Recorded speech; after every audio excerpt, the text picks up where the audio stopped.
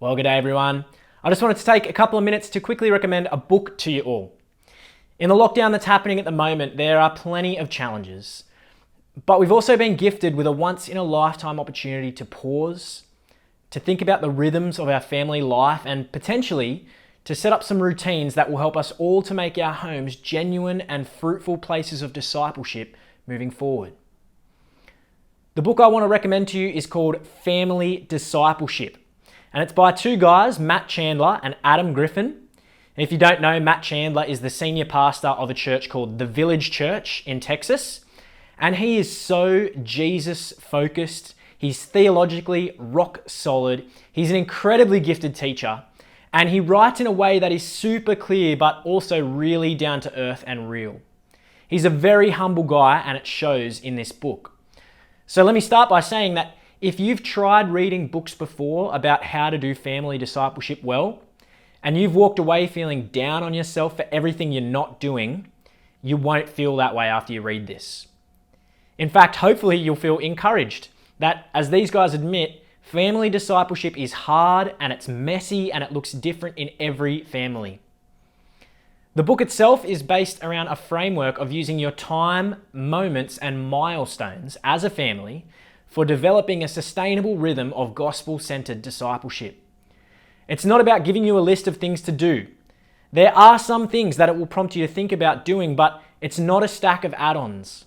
It's a way of rethinking what your family is already doing day to day and utilizing it for growing your family members into Christ's likeness. Now, if you're wondering why you should put your time into reading this book and growing in this area, this is a little excerpt from the book.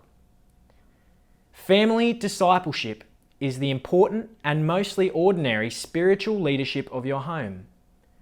Christians not only ought to disciple, but they must disciple if they are to truly follow Christ.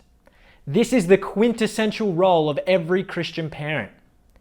You cannot be a Christian family if you are not a disciple-making family, because your family can't truly follow Christ if you are not doing what Christ commanded, trying to become more and more like Him and leading others to do the same.